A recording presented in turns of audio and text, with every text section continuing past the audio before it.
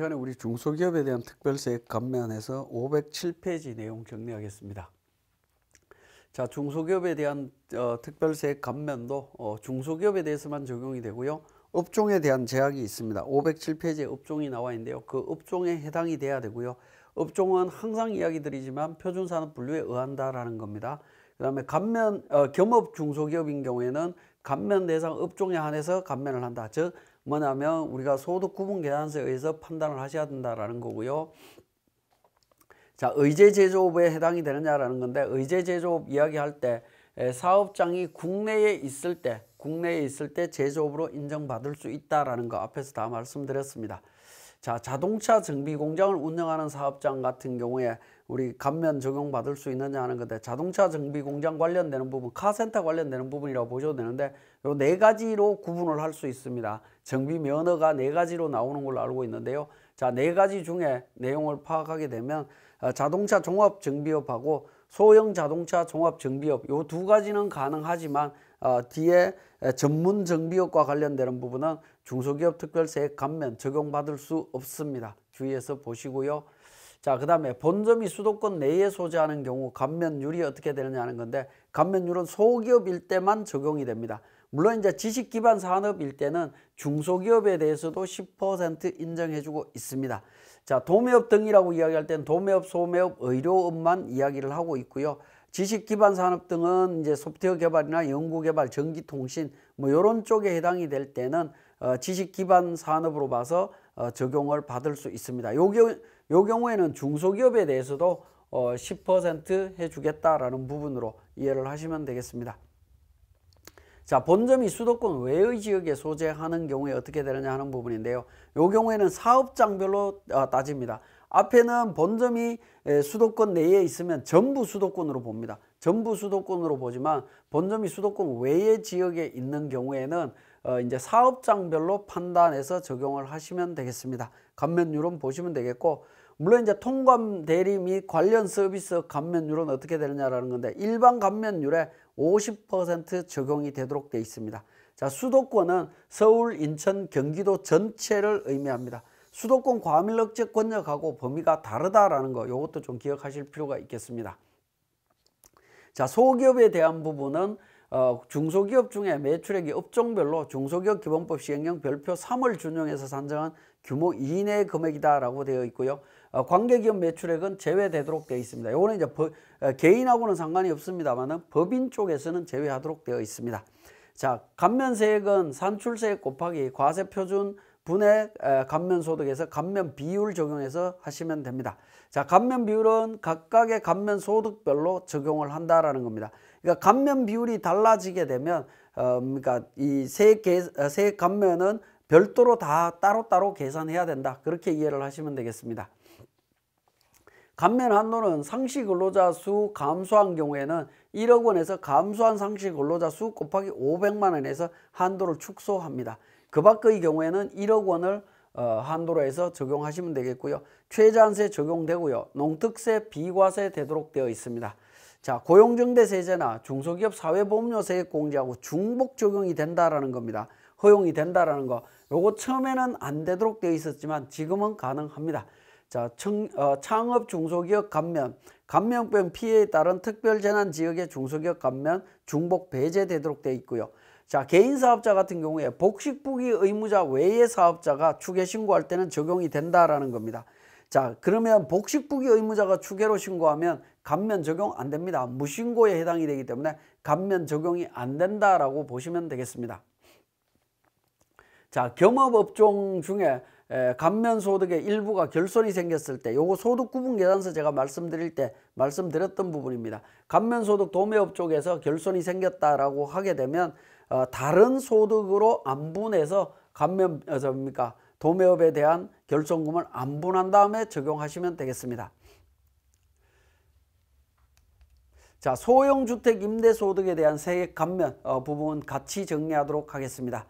자, 감면 요건, 요 부분은 우리가 앞에서 제가 수익금액 교육할 때 한번 말씀드렸던 부분입니다. 주택 임대소득에 대해서 말씀드렸던 건데, 그 내용을 다시 말씀드리면, 감면 요건 중에 임대사업 요건이 있는데요. 내국인으로서 다음 요건을 모두 충족할 때 적용해 주겠다라는 건데, 사업자 등록, 지자체 등록, 국세청에 사업자 등록을 하고 지자체에 임대사업 등록을 해야 됩니다. 그 두 가지 조건을 모두 했을 때, 그죠? 두 가지 조건을 요건을 갖췄을 때 일단 적용받을 수가 있습니다. 자, 그 다음에 규모 요건이 있습니다. 주택법에 따른 국민주택 규모의 주택이어야 된다라는 거고요. 다가구 주택일 때는 가구당 전용 면적 기준으로 확인하고 있고, 주거용으로 사용하는 오피스텔이라든가 또는 주택 및 오피스텔에 따른 토지, 이런 부분들도 포함이 됩니다. 오피스텔은 업무시설로 사용하는 경우에는 적용이 안 되겠지만 주거용으로 임대하는 경우에는 적용이 된다라고 보시면 되겠네요. 자, 그 다음에 기준시가 요건이 있습니다. 기준시가는 임대 개시일 당시 6억 원 이하일 때입니다. 6억 원을 초과하지 않아야 된다라는 겁니다. 임대 개시 당시 6억 원을 초과하지 않는 경우에 감면을 받을 수 있습니다. 6억 원을 초과하게 되면 적용받을 수 없다라는 거죠. 그 다음에 임대료 증가 관련되는 부분이 있는데, 임대보증금 또는 임대료의 연증가율이 5%를 초과하지 않아야 됩니다. 보증금 플러스 월세까지 전부 다 감안해 갖고 5% 초과하지 않으면 감면을 받을 수 있습니다. 이런 요건들을 다 갖췄을 때 감면 적용이 가능하다라고 보시면 되겠고요. 자, 감면 요건 중에 임대주택 수 및 임대기간 요건에 대한 부분인데요. 임대주택을 1호 이상을 4년, 장기 일반 민간 임대주택은 10년 이상 임대해야 됩니다. 그러니까 10년, 기본적으로는 10년 이상 임대를 해야 된다라고 보시면 되겠습니다. 자, 그 다음에 감면받은 임대주택을 임대기간 요건을 충족하지 아니한 경우에는 그 사유가 발생한 날이 속하는 과세 연도에 과세 표준 계산할 때 추징합니다. 세액을 소득세로 추징한다라고 보시면 되겠습니다. 자, 추징세액은 이렇게 됩니다. 감면받은 세액 전액하고 이자 상당액을 합쳐갖고 추징을 한다라는 겁니다. 근데 장기 일반 민간 임대주택의 경우에는 4년 이상 10년 미만, 최소 4년 이상은 임대를 했다라고 하면 그때는 세액에 대한 60%만 추징하겠다라는 겁니다. 이자 상당액을 포함해서 추징한다라는 거 기억을 하시고, 자, 감면세액은 22년 12월 31일 이전에 끝나는 과세 연도까지 해당 임대사업에서 발생한 소득에 대해서 세액을 감면을 합니다. 자, 1호 임대하는 경우, 한 채만 임대하는 경우에는 감면율은 30%고요. 장기 일반 민간 임대주택의 경우에는 75%입니다. 요거는 2020년도까지 이렇게 적용을 했다라는 거고요. 21년도부터는 2호 이상 임대하는 경우에 소득세의 20%, 장기 일반 민간 임대주택의 경우에는 50%에 상당하는 세액을 감면하도록 되어 있습니다. 그래서 21년도부터 적용하고 있습니다. 자, 감면 신청 서류가 나오는데, 임대사업자 등록증, 공공주택 사업자의 지정을 증명하는 서류, 그 다음에 임대조건 신고 증명서, 그 다음에 표준 임대차 계약서 사본, 임대차 계약서 신고 이력 확인서, 뭐 이런 서류들을 준비해서 제출을 하셔야 됩니다. 자, 이런 서류들이 미비하다, 미제출했을 때 감면되느냐라는 부분인데, 감면 요건 충족되면 감면 적용받을 수 있습니다. 최저한세 농어촌 특별세 관련되는 부분에 있어서 최저한세 적용되고요. 농어촌 특별세 과세됩니다. 감면세액의 20%가 적용이 된다라고 보시면 되겠습니다. 자, 유의사항은 세액공제와 중복 적용이 된다라는 거고요. 그 다음에 동일한 사업장에 대해서 동일한 과세 연도에 중복 감면 적용받을 수 있습니다. 다른 감면도 적용받을 수 있다라고 보시면 되겠고, 복식부기 의무자 외의 사업자가 추계 신고할 때도 적용을 받을 수 있습니다. 자, 소득세법은 기본적으로 복식부기 의무자가 추계 신고하는 것은 감면을 거의 적용을 못 받습니다. 근데 복식부기 의무자가 아닌 간편장부 대상자가 추계 신고하는 경우에는 적용을 받을 수 있다라는 겁니다. 소득세 무신고로 결정 또는 기한 후 신고 시에는 적용이 안 됩니다. 자, 복식부기 의무자가 추계로 신고하는 경우에는 소득세 무신고로 보도록 되어 있습니다. 그러다 보니까 적용이 안 된다라고 보시면 되겠고요. 사업용 계좌 등의 신고 의무 불이행 시에는 감면이 배제되도록 되어 있습니다. 그러니까 사업용 계좌라든가 이런 부분들 등록해야 되는 케이스에 있는 경우에는 무조건 등록을 다 해 놓으셔야 됩니다. 등록하고 사용해야지 감면에 문제가 없습니다. 그런데 이런 요건들이 잘못되게 되면 감면을 적용받을 수 없는 문제점에 걸리게 됩니다. 자, 지금까지 설명드린 내용을 우리 세무사랑 프로에서 정리하겠습니다. 교재 520페이지에 세무사랑 프로 운용 방법에서 이제 중소기업 특별세 감면과 관련되는 부분이 나옵니다. 자, 소득 구분 계산서 상에 소득 금액 내용 나옵니다. 도매 건설 과세 부분해서 도매업 쪽에서 5천만 원, 건설업 쪽에서 2억 5천 나와 있습니다. 원래 이 감면을 적용하기 위해서는 소득 구분 계산서 작성을 해야 되죠. 우리 보시면 제조 도매 쪽에서 소득 구분 계산서에 감면 소득과 관련되는 부분이 계산이 되어 있습니다. 계산이 되는데 원칙은 이 금액으로 해야 되지만 우리 교재에 있는 자료로 그대로 적용하도록 하겠습니다. 자, 그러면 우리 공제 감면 쪽에 가셔갖고 감면세액 조정 계산서로 바로 갑니다. 원래 중소기업 특별세 감면 관련되는 부분에 있어서는 별도의 신고 서식이 없습니다. 신청서가 없기 때문에 감면세액 조정 명세서에서 바로 적용하시면 됩니다. 자, 이 부분 제가 전체 다 삭제하고 작성해 보도록 하겠습니다. 자, 우리는 도매업과 건설업이 있는데 도매업과 건설업은 감면율이 다르죠. 자, 감면율이 다를 때는 감면율별로 세액 계산서를 작성하시면 되겠습니다. 자, 구분해서 FE 코드 도움을 통해서 중소기업 감면을 선택하시면 되겠습니다. 중소기업 특별세액 감면 317번 있죠. 선택하시고 기본적으로 F12 불러오기를 통해서 작성하시면 됩니다. 그러면 산출세액하고 내용들이 자동으로 반영되도록 되어 있는데요. 산출세액 우리 교재에 나와 있죠. 9,460만 원이다라고 내용이 나와 있습니다. 자, 이 금액을 기준으로 감면소득 금액은 자, 도매업부터 먼저 계산하겠습니다. 5천만 원이고요. 종합소득 금액 3억 5천이다 라고 자료가 나와 있습니다. 도매업은 감면율이 10%입니다. 그래서 2번 선택합니다. 자, 2번 선택하고 나면 감면 대상세액 계산 자료라고 해서 상시 근로자 감소한 인원수 나옵니다. 감소한 인원수 3명이라고 되어 있네요. 자, 3명 해서 확인 버튼 눌러주시면 되겠습니다. 자, 그 다음에 건설업에 대한 감면 적용하겠습니다. F2번 코드 도움을 통해서 중소기업 특별세액 감면 해서 산출세액 9,460만 원이고요. 산출세액은 기본적으로 불러오기를 통해서 반영하시면 됩니다. 건설업과 관련되는 부분 2억 5천 종합소득금액 3억 5천 해서 감면율은 건설업은 4명입니다. 20%입니다. 그리고 직전과세 연도 대비 상시 근로자 감소한 인원수 3명이라고 되어 있네요. 그래서 3명 적용을 합니다. 자, 확인 버튼 눌러서 계산하시면 되겠습니다. 그러면 1,486만 5,713원을 우리는 세액 감면 적용받을 수 있습니다. 자, 요 금액을 계산을 하신 다음에 확인 버튼 통해서 저장합니다. 자, 그리고 우리 세액 감면 신청서 작성합니다. 불러오기를 통해서 작성하시면 되겠습니다. 자, 불러오기를 통해서 반영하시고요. 저장하겠습니다. 그리고 과세표준 및 세액 계산 중에 종합소득세 신고서로 갑니다. 자, 종합소득세 신고서로 가셔갖고 8번째 탭에 있는 종합소득 계산 쪽에서 세액 감면 명세서가 있습니다. 세액 감면 명세서에 커서를 이동시키고 상단에 있는 F8번 세액 감면 조회가 있습니다. 세액 감면 조회에서 내용을 조회하시게 되면 중소기업 특별세액 감면에 대한 내용이 나옵니다. 그 내용을 반영시켜 주시면 되겠습니다.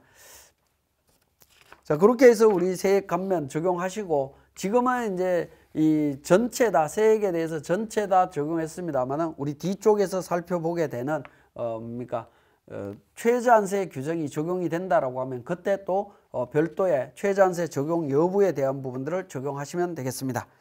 자, 그리고 이제 우리 교재에 소형주택 임대 사업자에 대한 세액 감면 규정 살펴보도록 하겠습니다.